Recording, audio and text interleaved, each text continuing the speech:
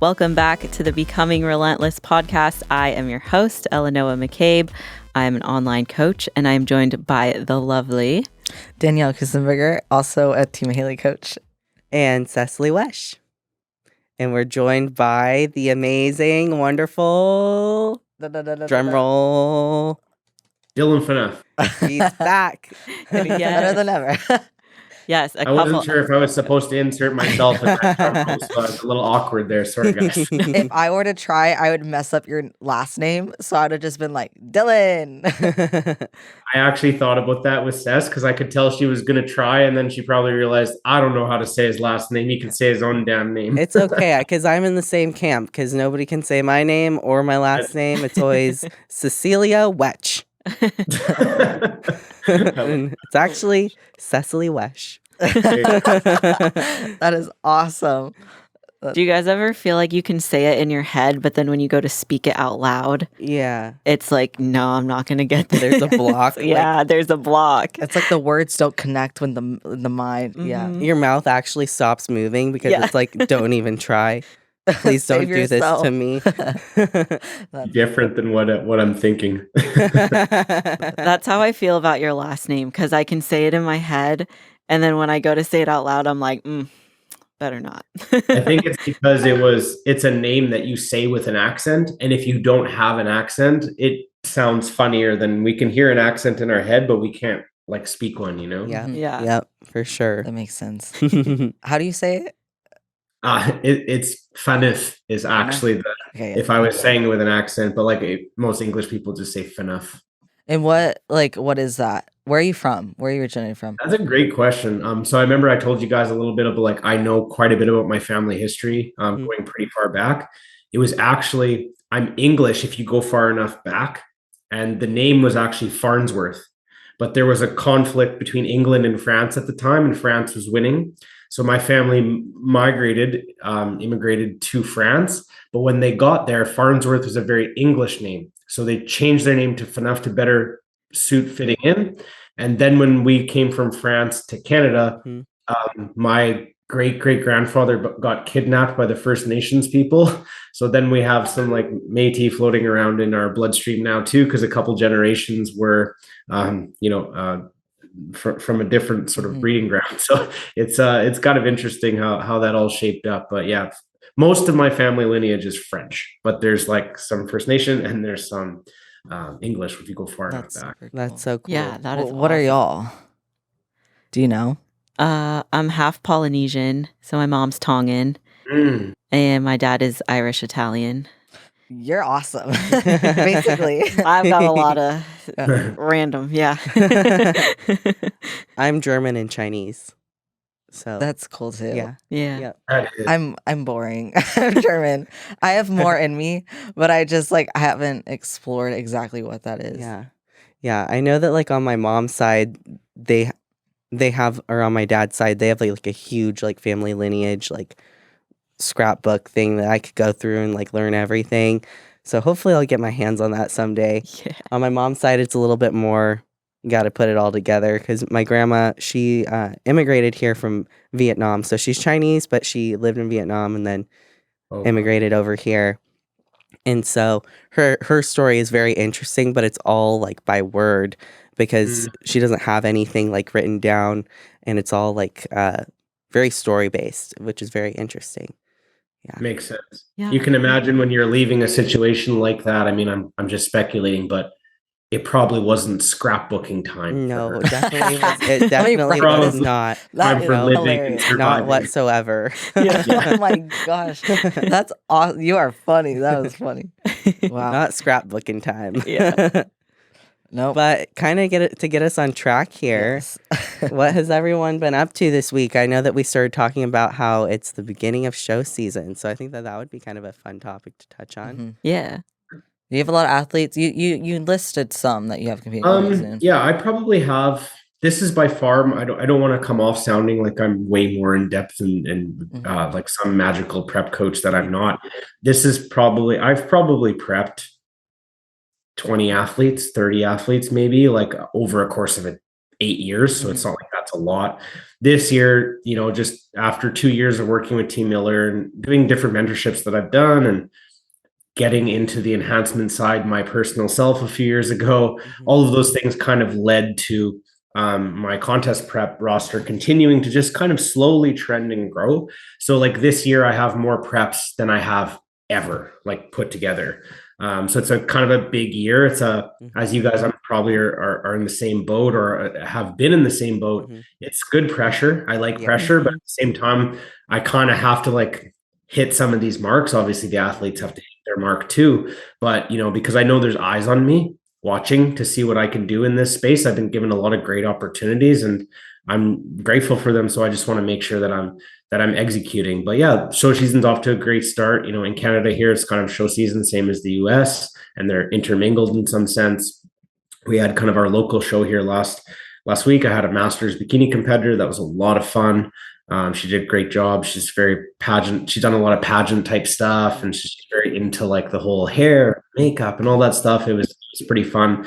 And she had competed a lot. We by far brought her best package ever, which I was super proud of. And we didn't do half the terrible things that she had done in the previous preps. To get there.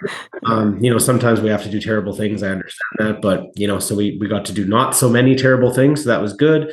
And we're going to have a show this weekend as well. The Alberta Open. We also have like we're sponsoring the show. So like the Den Fitness, which is our gym coming up with myself and my partners, Team Miller and Supplement World all kind of have booths there as well. So I'll be just floating around also networking and, kind of being on the business end as well. And then I actually don't have any athletes in this specific show this weekend, but my business partner Braden does. And so does Tyler. Actually, they each have, I think, a bikini and a classic or something like that, or vice versa. I can't remember. So I'm excited to see how they do. And, we got basically show kind of the next week. So, from now till September, I got a decent amount of preps to close out for sure. It's going to be fun. Very exciting. Yeah. Lots of learning. What about you guys? Yeah, lots of learning. Yeah. What about you guys? How's things looking for you guys right now? Very good. Most of my people are scheduled. They're around like 15 weeks out now, 12 to 15 weeks out, and then later into the year.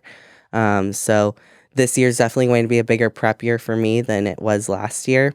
I only had one athlete on stage last year.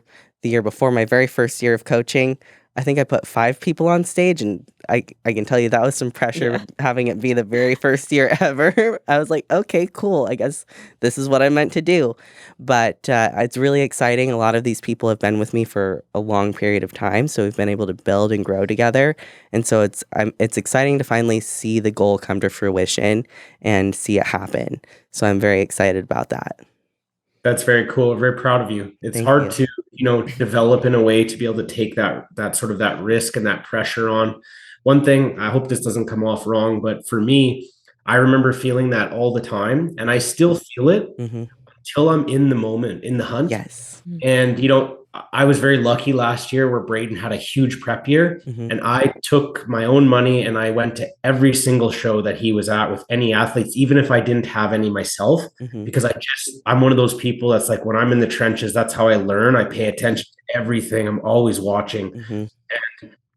And, just like being in conversation with some of these people who are in my circle who are so experienced and excel at this, I don't really ever feel like too out to lunch, which has been helping my self-confidence, right? Or, and even Braden had a really great classic physique guy up on stage, and he ended up winning his class, which they were just getting a qualification for Toronto, because he's like pro material, and we knew at a local show he was going to do pretty well. But Braden said to me, like, hey, I want to bring him in a little crisper, a little drier, and a little harder. That was the exact words he used. And in my head, I thought, hey, what are you going to do different? Because I knew exactly what he had done the entire peak week, because I'm kind of being walked through it. I said, what things are you going to change to make that outcome, in your words, happen? And in my head, I already had like what I think I would do to make that happen. And I would say like 85 or 90% of it, I was like right on the money. And then there was something that was a little different, which you could argue is just semantics. So when I keep coming across these moments, it makes me feel good that like, okay, I've been doing this for a long time in some sense, collecting information, and you almost forget what information you have. Yeah. If that makes sense. It's like until you're exposed to it. It's like Yeah. almost like waiting there in your subconscious for you Yeah. for the exact moment that you need it. It's very interesting how that works. Yeah. Yeah. It's been fun. Anyway, what about you, Danielle? You have anyone stepping on stage? Yeah, same as Cess. Well, I put on one athlete last year. And then most of my people are at the end of the year. I have, I think, 3 to 5. 3 for sure, but the other 2 are maybes. But this is like my first real experience. Last year was good. It was just one athlete for bikini. But it's just different with different physiques, you know. It's going to be exciting. Yeah. One thing, Danielle, how old are you, if you don't mind me asking? 21. Right. So, I just want to bring this up because I care about you. I think you're a great person. I think you're a great coach. You know, as soon as you kind of said that, it was just like, I have this one athlete, and you kind of retreated into like a little bit more of a vulnerable position, even with your body language. Be proud of that. Mm-hmm. Like, you're 21 years old. The fact that you've developed what you've developed, what you have right now built. I've kind of watched you from the outside, obviously, and I don't know all the details, but I've watched you kind of work your way up in a hierarchy and develop a really positive community. You know, you're way ahead of most of where I'm old. I got more than a decade on you, and I'm just starting to knock on the door, you know? So be proud of that. It's Thank you. not nothing. It's impact. It's absolutely not nothing. That means a lot. Yeah. And that's something I'm working on, not only just like, I'm glad you said that, because something that like mentally and just internally, I'm trying to own more of myself and just every aspect. So thank you for saying that, because it pushes me. But I am very excited, and like, I'm just grateful I get to be surrounded by people like Cess and Noah and you, obviously, like just people that are leaders and leading me. Yeah. You're a leader too. You're a leader as well. No, I agree. Like, I am a leader. I'm a coach on Team A. Like, it's amazing, but it's just also amazing to be surrounded by people like y'all. Mm-hmm. Yeah, we're all doing that in some sense. You know, I have people that I kind of am aspiring and chasing to, and I think that's where like the healthy competition comes into play, when you're not comparing on like a very strategic individual level, like, oh, well, this many wins versus this and that. You have to take the whole story into account. You know? And we all have our own kind of pathway to this. Some people kind of come into it and get right into it, you know, and they're just kind of like off the street, and here you go. And I was actually talking to a friend about this yesterday, who's more in a position where he just kind of showed up, and now he's got like a bunch of prep athletes. Yeah. And I'll be honest, you know, we had a really good chat. I'm very honest with my circle. And I said, bro, sometimes it makes me feel a little bit resentful, because I've been like trying to do this for a good while. And I know that you have, you know, a better physique than me, objectively. So I understand that that's bringing you some things that maybe I don't provide the value to the audiences.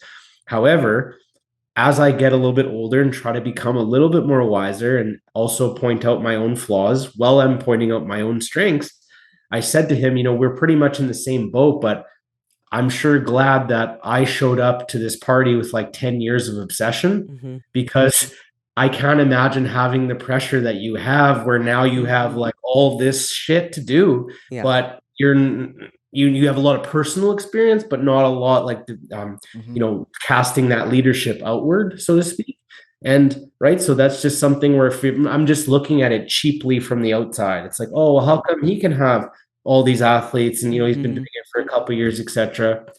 Yeah, but there's a loop around, and there's a bright side for me on that end too, right? So it's all just individual. Everyone's journey is a little bit different, so it's just learning to appreciate your own. Yeah. And learn from it what you can. And like, we all are so different in the reasons why people hire us. Like, the athletes that we all get, like, they're so, like, they choose us for a reason. It's just, and each reason that each person has is so different. And it's just, it's a special. Yeah. Yeah. What about you, Noah? What do you got going on for prep athletes and such? Oh man, I'm getting more people who are interested in doing contest preps this year, and I've been having to tell the majority of them it's not going to happen this year, unfortunately. So I'm looking at maybe putting 2 bikini girls on stage towards the end of the year. I have a couple like aspiring wellness girls, and they came to me wanting to step on stage as soon as possible, and I was like, it's going to be a while. So just instilling that mentality in my athletes. But I put somebody on stage last year. He was a men's physique guy. That was really cool. I actually really enjoyed prepping him. He was my first prep athlete, and we did really well together. So I'm excited. He wears a lot of different hats. So he's not primarily a bodybuilder. He does it for quote unquote fun, but he has such a competitive spirit that when he's on prep, he's on prep. Like when he's in it, he's in it. So he's always fun to work with. And we discussed maybe him shooting for nationals this year. Cool.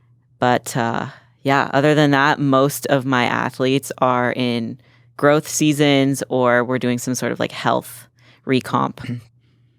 Yeah. I mean, I've learned too, you can't count your, you can't count your chickens till they hatch, so to speak, because when you're very passionate about something and you want it to come true, right? Like at the beginning of this year, I think I had like 40 preps that I thought like, man, we're going to, nail these preps. Yeah.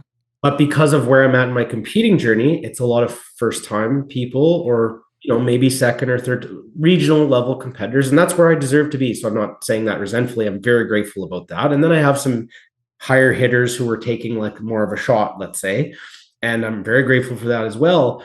But that kind of less experienced group, once I started to get people, 6, 8, 10, 12 weeks out, it's like, ooh, suddenly I'm not liking this so much. And finances or, just not being able to kind of cross that bridge. Because when you don't know what a hike's going to look like and you just sign up for it, sometimes you get halfway up the hill and you're like, you know what?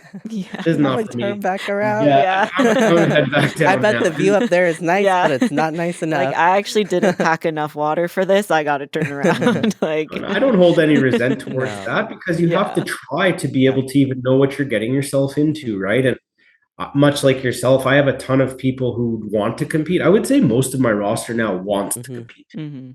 That they were like lifestyle people who have been with me long enough where they're like, hey, I kind of want to do this shit now too. Yeah.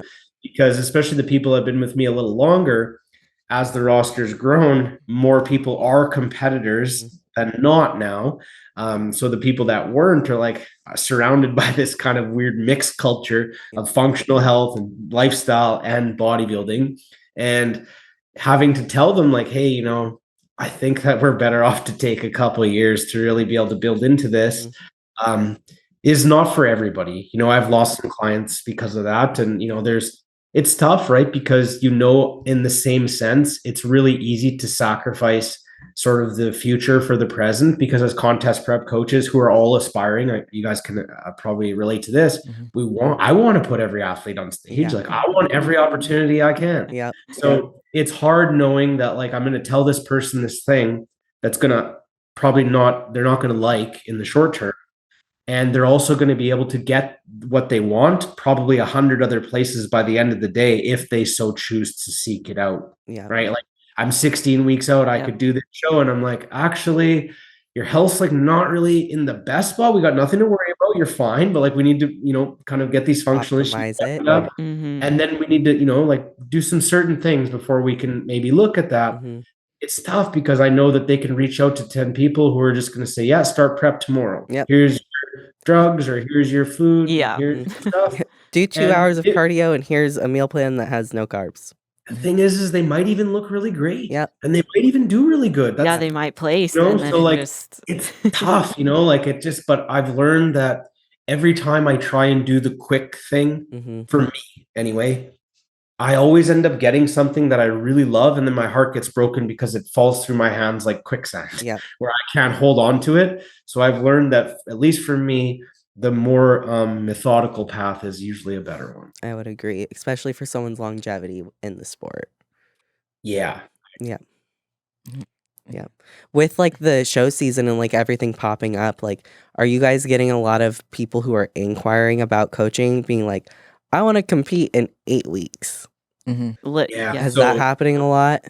Kind of because of the way, and I'm sure you guys have seen this being a part of Team Mahaley. I mean, Team Mahaley and Team Miller is kind of run very similarly, so it's like, and there's a reason for that on the back end I don't want to get into, but,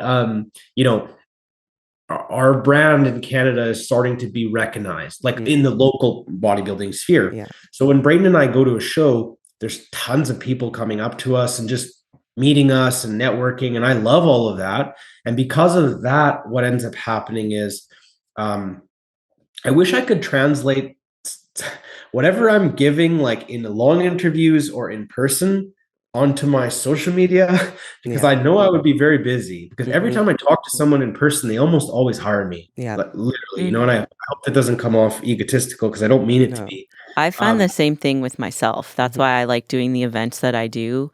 I don't know what it is, but like meeting people in person, it's different than how we present on social media, I guess. They're just getting an energy that's a little bit different and getting to kind of hear my personality and the way that I might carry myself and carry their journey as a leader. So there is a lot of that, and it's tough, right? You know, I told two people like last weekend, I was like, to be honest, like I would work with you for sure, but I would want to go through this whole year and then next year do that show you're talking about, like 16 months from now or 14 months from now, not 4 months from now. Yeah, exactly. Precisely. Yeah.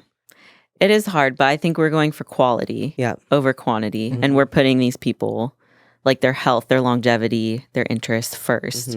Like I get wanting to compete quick because I've been there too. I'm still currently battling with that every other day because it's like I want to step on stage. Like who doesn't? But at the end of the day, like what's your long term? What's your long term vision?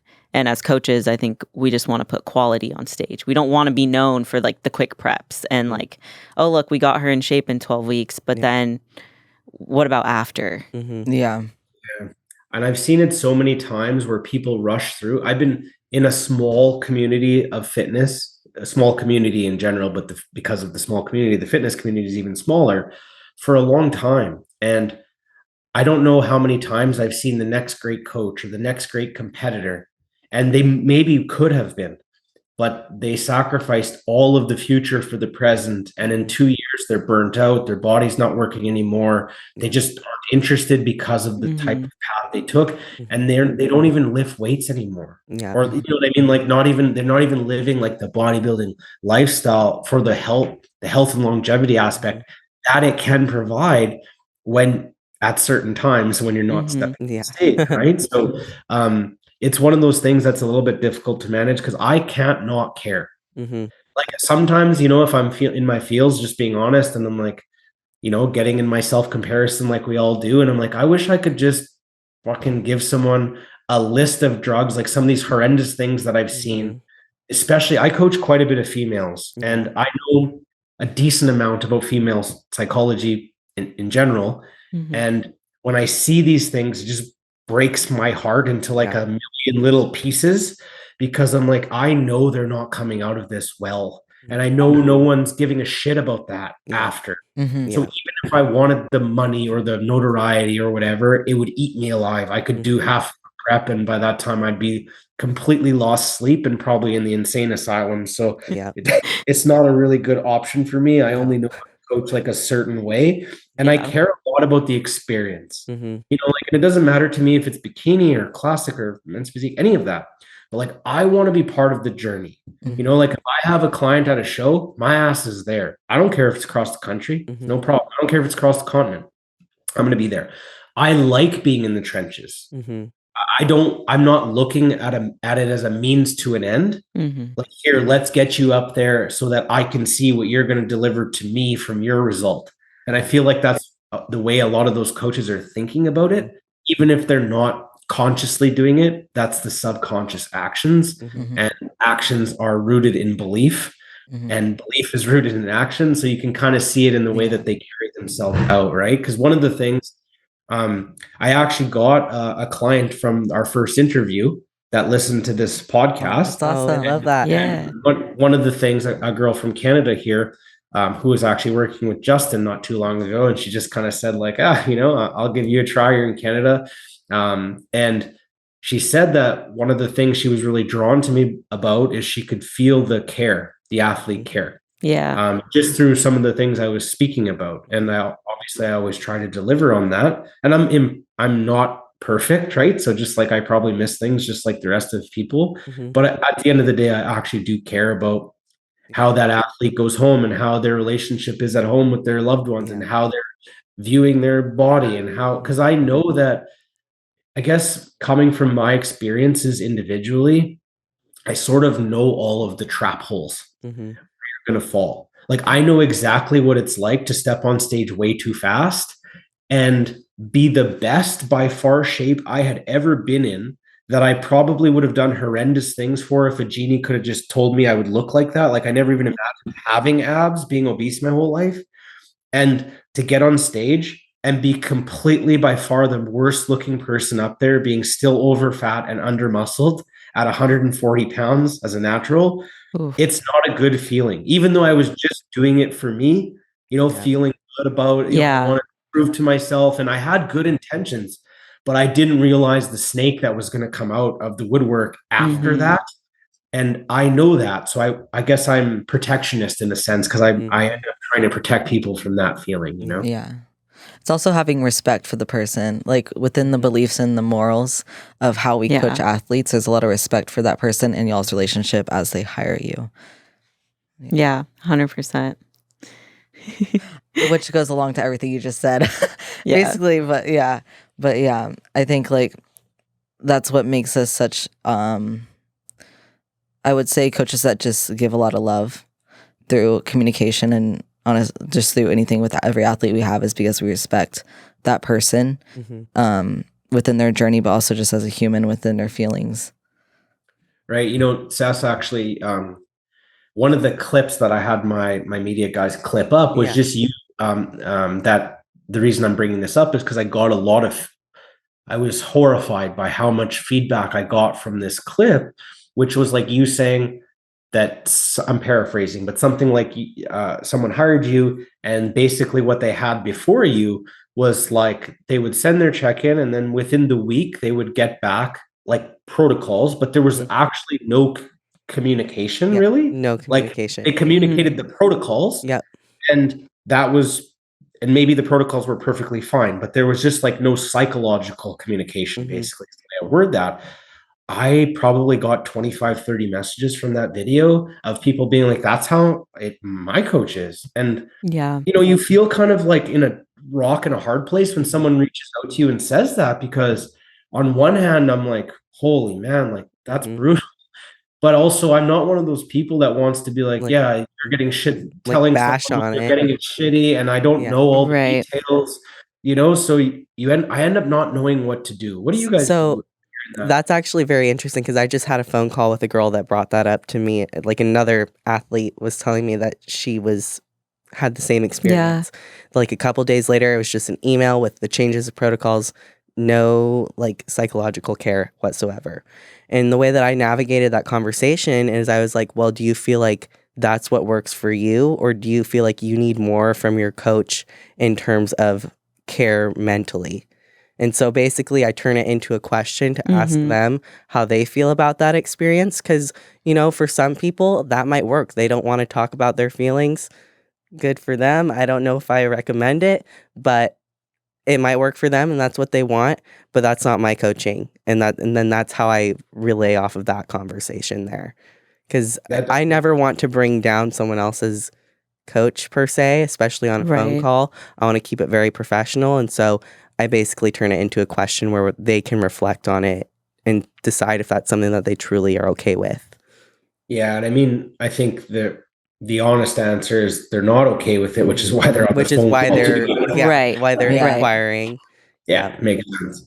Yeah, but it's crazy to me, the people that when I explain what coaching looks like and how in depth it is and how personal it gets, how shocked they are by that. Yeah, I always think that's so interesting. Tough for us, because I don't know what you guys think about this, but the word online coaching is two words that is a sort of a statement. But then there's like all these micro cataclysms underneath that, but everyone just kind of stamps it with the same stamp. I don't know if I'm saying that it makes sense. Online coach. Yeah, it just, because I've had so many people over the years tell me like, oh, I had this and I did this. And it's like, wow, that's so different from what I do. Like, I don't even know how to do that thing. It seems like a different job. It seems like you're a lawyer and I'm an accountant. Kind of stamping it under the same thing, because there's minor crossover. But I think that's why it's very important for consumers to do their due diligence. Like I always tell people, if you're interested in hiring me, really don't ask me anything. Go ask my peers or my clients. Yeah, exactly. Like find people I've done podcasts with, find people that I've, that you see I collaborate with, people I work with, and then the athletes that I coach, go ask them. Because I'm not going to say too much shitty stuff about me, or I'm going to try not to. Yeah. So if there is, snakes that you're worried about, me presenting in our coaching relationship, I think it's always better to go right to the source. Yeah. That's what I always did anyway, and that fared out pretty well for me for the most part. I agree. Yeah. And I always, want end the phone call with telling people that I want them to make the best decision for themselves, because it's true. I want everyone to do what they feel is best for them and not do it because they feel like they're trying to please someone else or make someone else happy in that conversation. So I'm like, I'm going to give you time to think about if you want to sign up with coaching. I'll follow up with you tomorrow, but I want you to reflect on it, make sure that this is the best fit for you. And at the end of the day, I want to make sure that you're making the choice that is going to fulfill you and what you feel like is going to bring you closest to your goal, whether that's me being your coach or someone else. Because I really everyone, I truly believe that if you can have the right fit with a coach, that your journey is going to be so much better. And I don't want to just bring someone on because they're trying to I'll sign up because I don't want to let this person down and I'm on the phone with them and I can't say no, because so many people in our generation have issues saying no. Yeah. We all struggle with saying no. That's why I opened that door for that reflection for them. Yeah, I like that. It's also too that kind of goes with their goal, because a lot of people will pick a goal that they think society wants, or their boyfriend wants, or their girlfriend wants, and it's what's your goal? What do you want to see when you look in the mirror? Can even not even physically, how do you want to feel when you look at food or look in the mirror? What that's same thing with the goals. I really like that. I also think that this will be some honesty for you. Yeah. So I know myself pretty well. And I also know that if I have a client or an athlete who I feel like they don't really want to be here, that is directly poking my own childhood trauma. Yeah. Because I felt unwanted a lot, and that I can't deal with it. I'll actually lose sleep over it. So I always tell people hey, I want you to be here for a long time. And obviously you need to see results and be happy. And, kind of that's something you're going to discover. Right. So you can't kind of talk about that now. However, in your mind, I want you to be all in on the fact that you think I'm the person to lead you to your goal. If there's any hesitation that I'm not sure, or just I kind of, want to do it, but I don't fully think this other person would be better, but they're busier.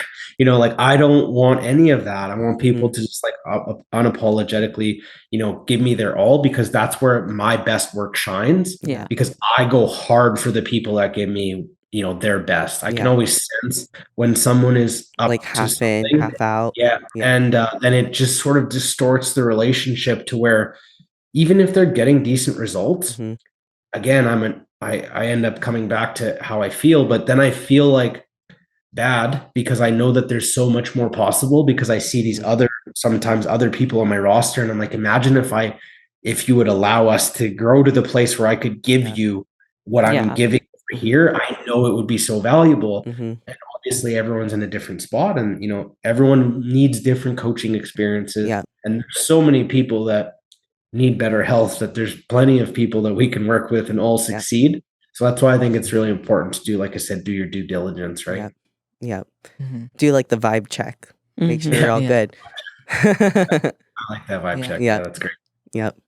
Sometimes I'll do that every few check-ins with people. Will be okay, we're doing a vibe check. Yeah. How are we feeling? Do you have any feedback for me?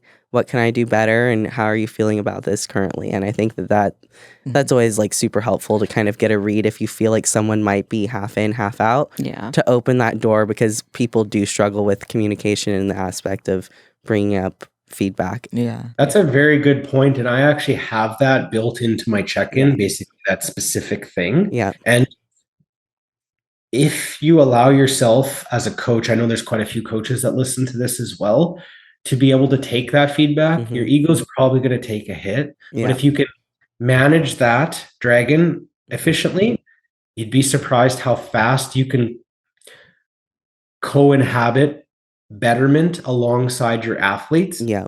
Because they're also helping you develop as a coach. So I've had people tell me hey, Dylan, this thing I'd like to see different, or this thing I would maybe prefer if it was this other way, or just even the way that you're relaying the message to me. And then especially if I notice a pattern, right? Because when you coach lots of athletes, it's like, oh, that kind of snake head came up 3 different areas now. Maybe I should look into that. Maybe I could use some adjustment there. And just those little micro adjustments over time will develop you into a creature that you're not going to recognize in a year. Yeah, for sure. It's development and growth. And I think it's cool. We all love learning. So why not learn from people that we're coaching how to better coach? Yeah, That's right. Exactly. It only makes you better. And that's what I tell them. I'm like, it's only going to make this better, not only for you, but it's going to make me a better coach for you. And it's going to make me a better coach for other people. So that's why I love getting the feedback. Honestly. How was the response on the last podcast that we did? Very good. Yes, Yeah. very People positive. People love you. Yeah, it was very positive. Yeah. Yeah. I got a lot of messages, probably similar to what you guys got, where like we dove into certain topics that people were really interested in learning more about, especially with anxiety, and then just learning about the way that you operate and you think through things. It was really interesting. I do think us 4 should do a Q&A all together. Oh, that would be really interesting. Oh, that would be Very fun. Yeah. Yeah. That's a really good idea. I'd be super down to do that. I think we should, because obviously like we're all coaches, but there's a lot of mental health behind us as well, and behind your brain, and it's fascinating. And I know a lot of people want to like learn from you, including us. So we just the reason that I asked how it went is because sometimes I get very nervous because it's topics that are not super talked about all the time, and I try to tread very carefully on overstepping professional boundaries of other professions / not trying to overstep my own knowledge and presenting it as a story that's just helped me and some of the people that I've been lucky enough to work with. So I'm always looking for feedback on that, because I know that I'm sort of on a branch here with not too many other participants, let's say. Like if just to make that make more sense, if we're doing a bodybuilding podcast and we're talking about drugs or training or diet, well, everybody talks about those things. So it's, you kind of end up blending in. You might have a little different idea, but to be honest, it's all the same shit. And that's why I sort of got interested in some of this, because I started looking at what can we actually progress?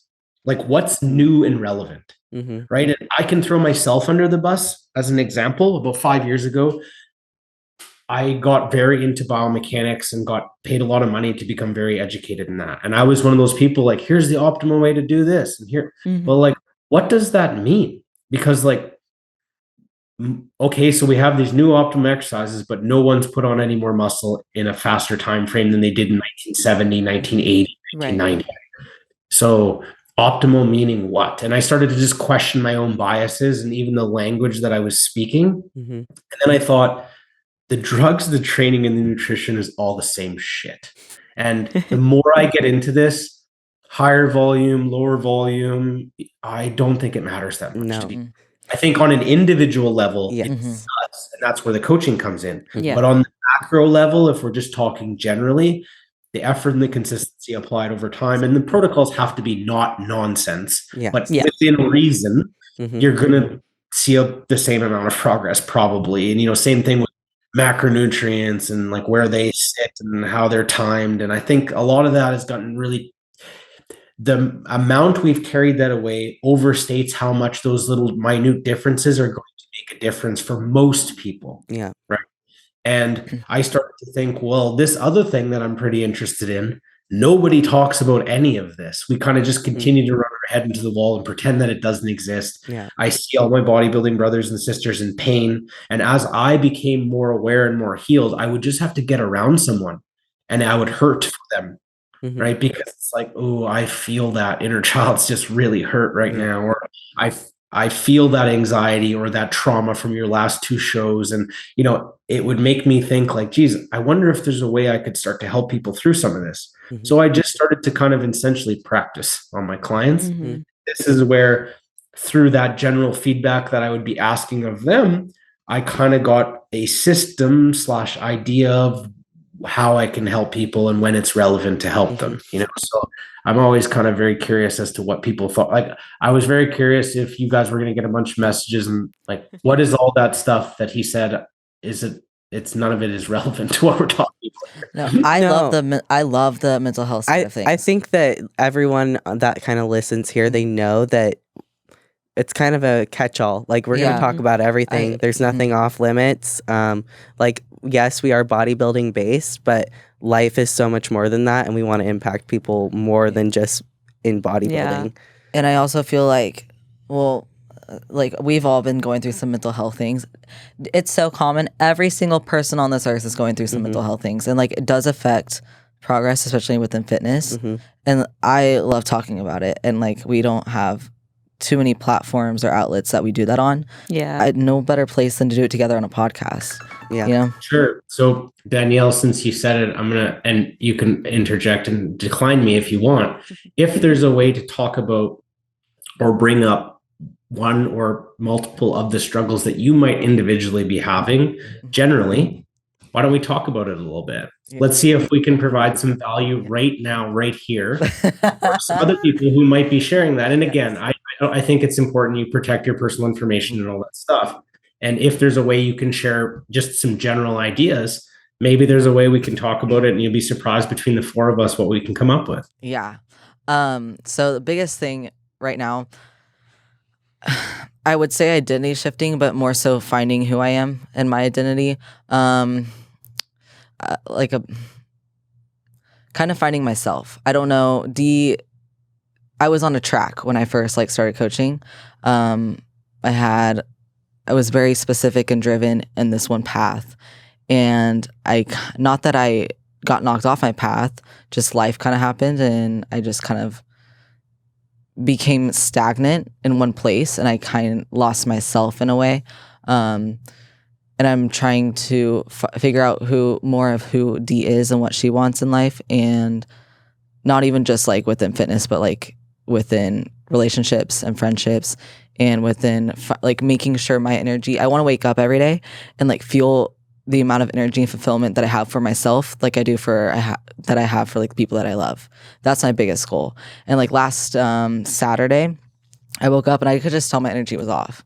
And I wasn't seeing anyone that day. I didn't have any set plans to hang out with anyone. I wanted it to be just me and myself, but I wanted my energy to be excited to hang out with myself and learn more about myself. And so I talked to Jay about it too, because he's been helping me a lot with it. And I've realized that I've stopped filling my cup in places that I want to fill my cup, and that there's a lot of things that I'm a bystander in my life for, choosing actions that make me happy to fill my cup. I just watch myself not choose them. And it's not that I am choosing toxic things. It's just I'm not choosing things that are constantly making me feel energized every morning for just to wake up, So that's what I'm working on. It's a lot that you're working on, and thank you for sharing. If you'll allow me, yes, I love that. To share some of the things that I kind of heard there, and maybe just pull it apart slightly. So I think one of the things that and I hate to throw this at you as an old man, but your age is playing a huge factor in this. Mm-hmm. And I think society is very good right now at telling people your age, especially young women, that they need to have their life figured out by 22 years old, which is completely nonsense. And yeah. I'm just not even figured out now, and I'm a 32-year-old grown man who's been on his own for a very long time. And also, I think that because we derive a lot of our positive emotion from how certain the future is. Mm-hmm. And so sort of you were on that track, let's say, and you sort of get in this subconscious loop of what's coming, because our brain likes predictability. And that's why a lot of us with trauma drive to bodybuilding, because meals are at a certain time, everything has to be very regimented and routine. And we like that structure, and that's a good thing, but it can almost tip the teeter-totter too far in some sense, where you're expecting this outcome subconsciously, but then the landscape shifts. You fire someone from your job, you get fired from your job, you change jobs, change relationships, life is coming at us, right? Mm-hmm. That changes the map we're on. And then the future becomes way more uncertain, and you instantly feel way more negative emotion. because the future is uncertain. Never mind the actual problem that you have to solve itself. But the problem that's scaling into the future becomes you just don't know what you're going to do about all that. So then you're carrying around this little bit more heavy of a feeling.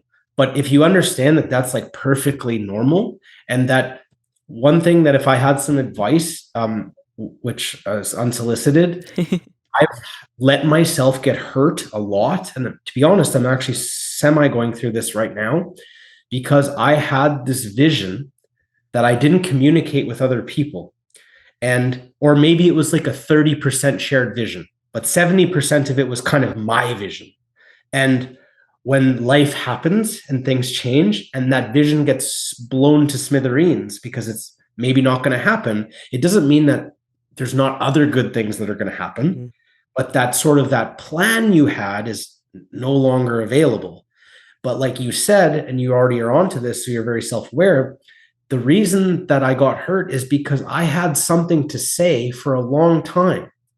And I should have shared more of my idea of this shared vision that I held with other people instead of just imagining it to be, if I just continued to hustle and work and make it happen, I'm going to grind and make it happen. And then when it doesn't, it can be kind of a blow to that whole like psychological framework that your brain has literally let information through your eyes based on what you're seeing in those visions. So you go from having this very clear vision to almost like you're standing in a desert now, not sure where any water is, like instantly. And that becomes very negative emotion producing. So just keep working through it. And all this self-development work you're doing is going to pay off. And normally, especially with young females, one thing that I would like you to repeat to yourself is, if you have something to say, say it. Mean what you say and say what you mean. Because I bet you if you just kept really good tabs on that, there's probably a bunch of micro things that even through the day that you just kind of swallow down like a little pill. But eventually you've got now this big bulk that's in there and it feels like SIBO and you got something to say, right? And because of that abdication of responsibility over time, the dragon has now grown to like a big creature that you have to try and manage versus something you probably could have just stepped on, in the very short term. And it's uncomfortable conflict with yourself or maybe with another individual or maybe both, but we don't get braver.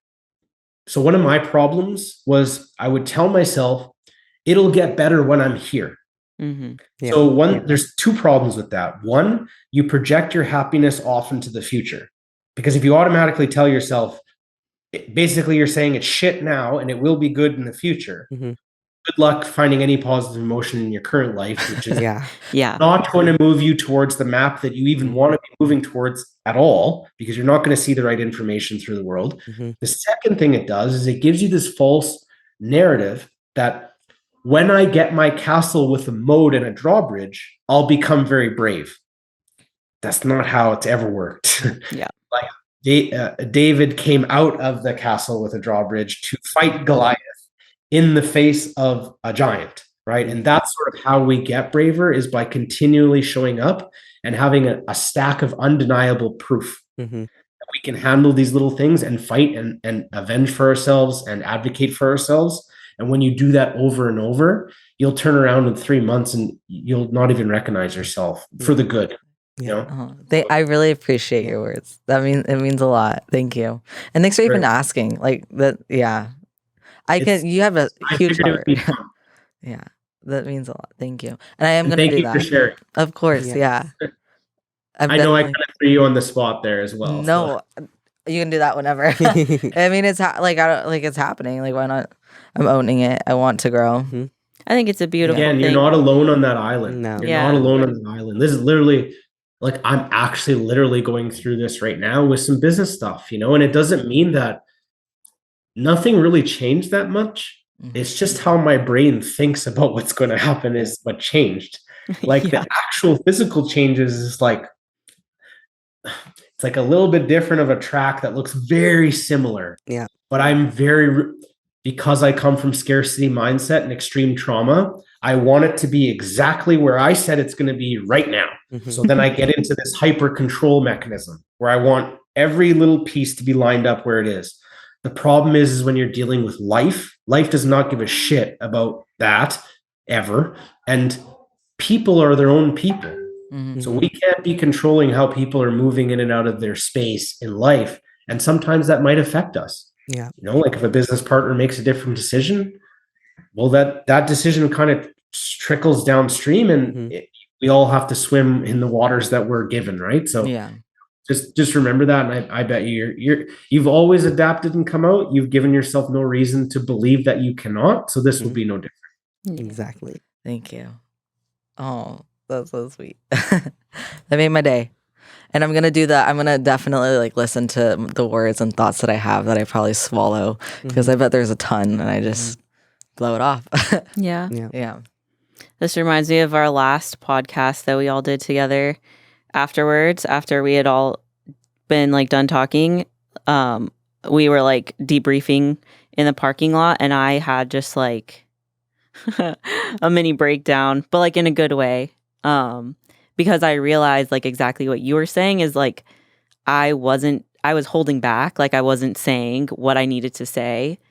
I was just swallowing these like micro truths and just telling myself like, oh no, it'll work itself out. It's fine. It's fine. It's fine. And not speaking to like my needs.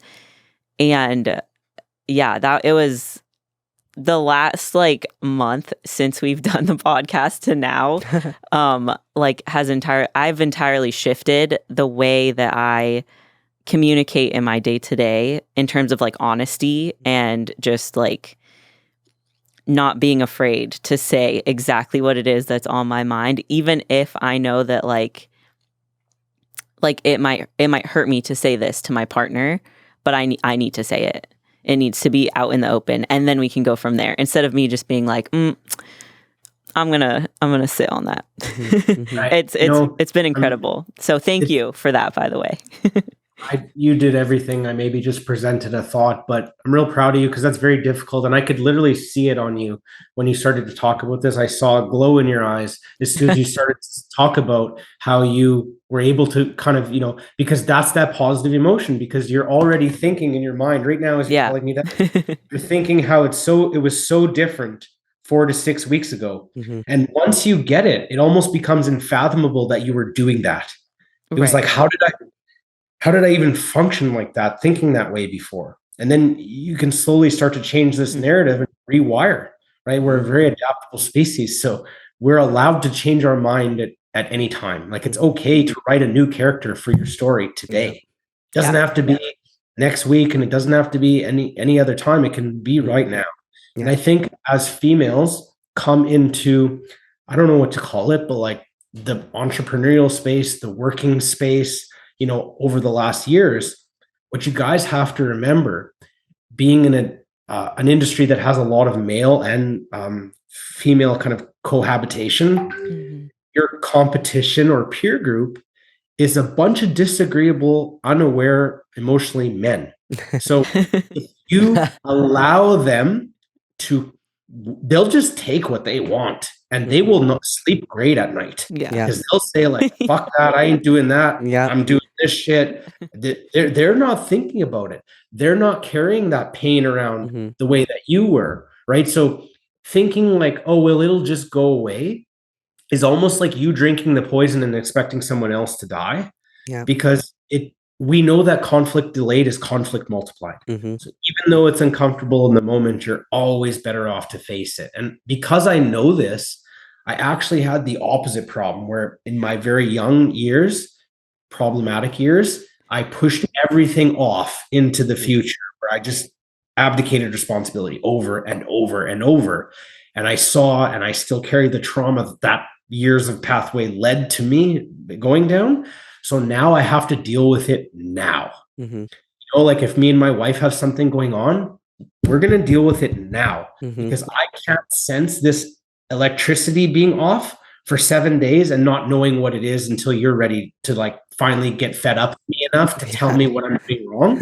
We need to solve this right now. Because I would rather fight for 24 hours straight and live the rest of our life harmoniously versus pretending that everything is okay, but everyone deep down knowing that it's not. And I think that a lot of people carry their days out like that.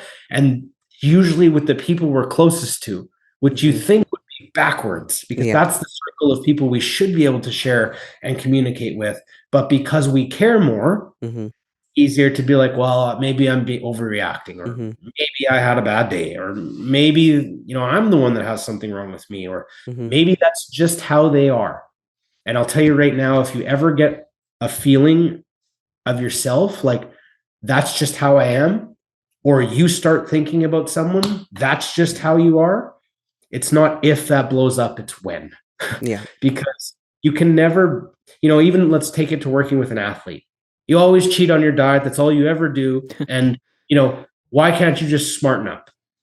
If a person is already feeling negative emotion and you're not telling them anything that isn't a surprise, probably, you've just told them that they have no bearing of change forever. So you might as well have taken any positive emotion they just had and flushed it down the toilet, which is why I'm so passionate about this, because, you as a professional athlete, just saying that from a brief conversation, you were able to kind of connect these dots and make a change in like 4 weeks, that was, or 6 weeks ago.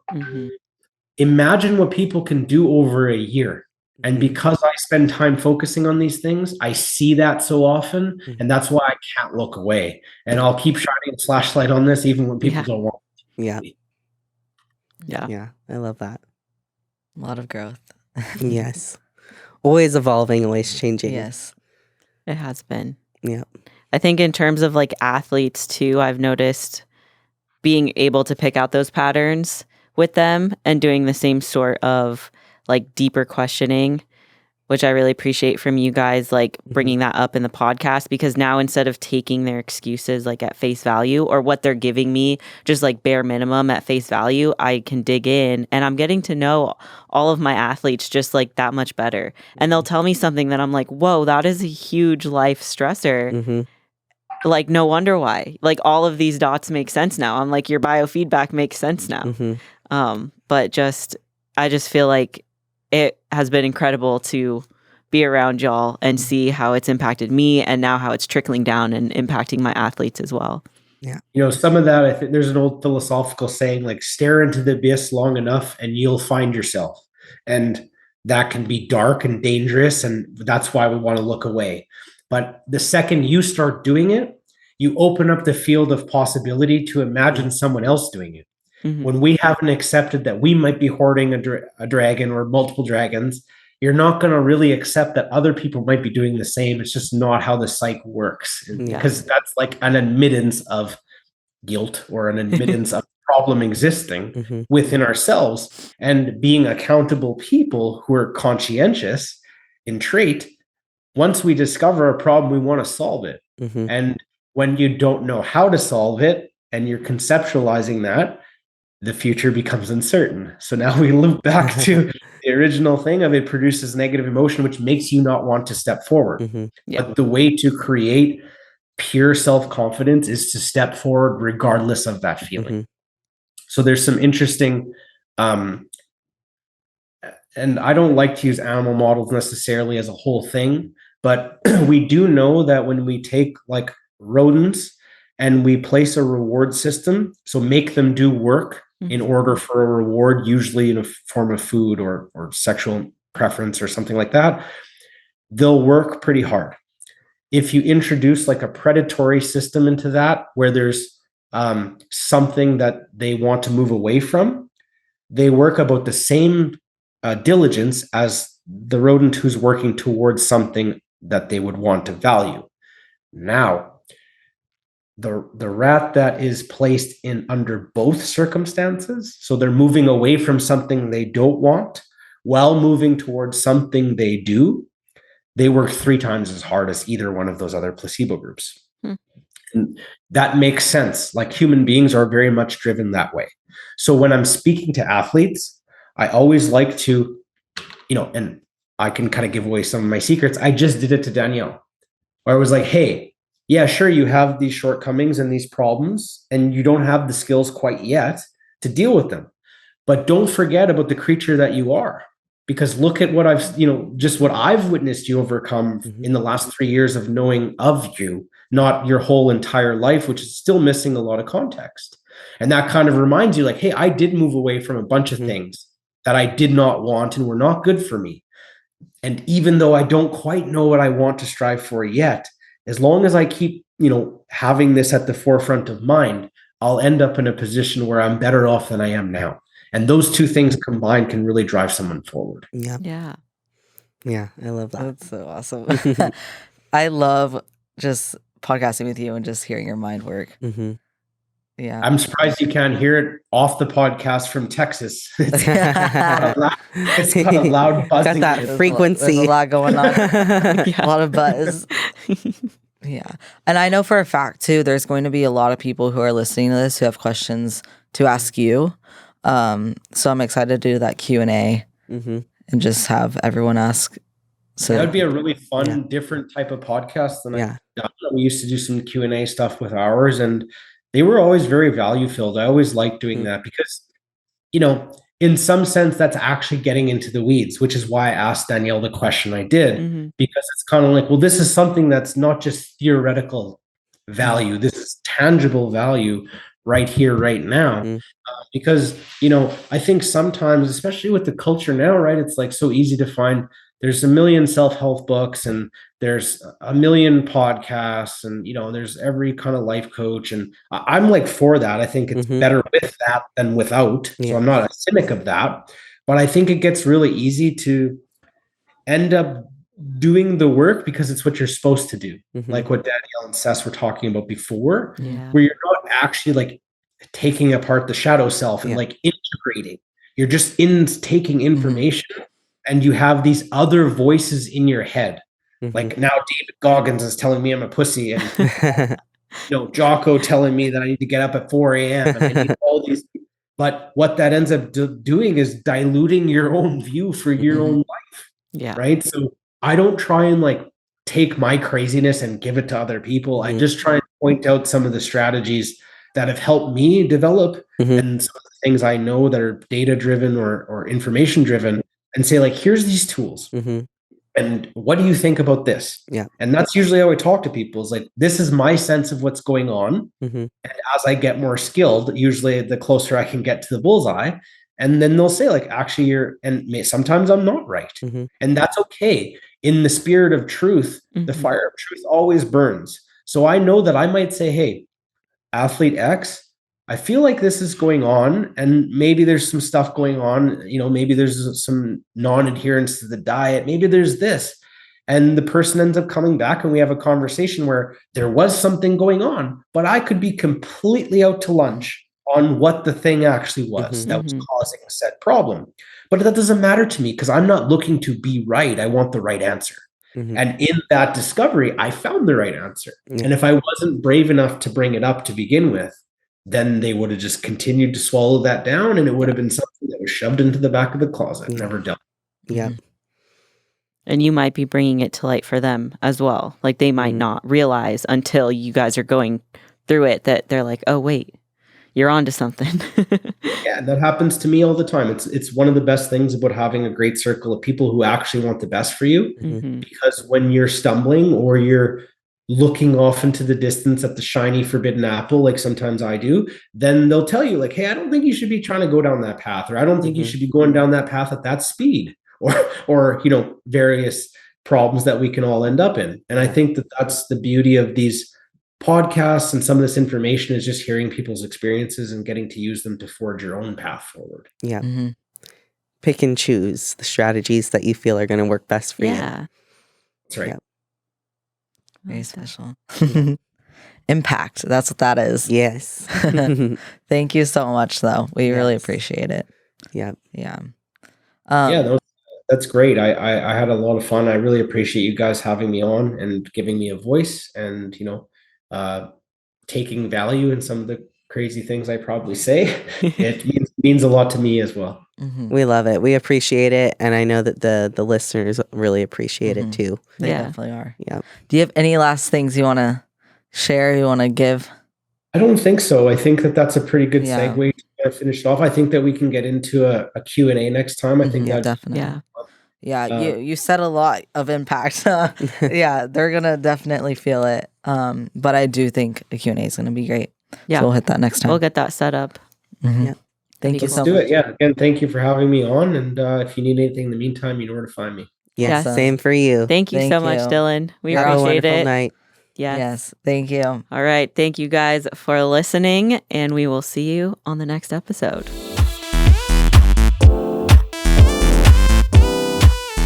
I hope y'all really enjoyed the podcast today, leaving it feeling more relentless than ever. But we have a few things that we would love to ask of you, so I'm going to give this over to Noah. Thank you guys so much for listening. If you could, I know that this is your new favorite podcast. Please leave a 5-star rating and review. Leave any comments and questions below.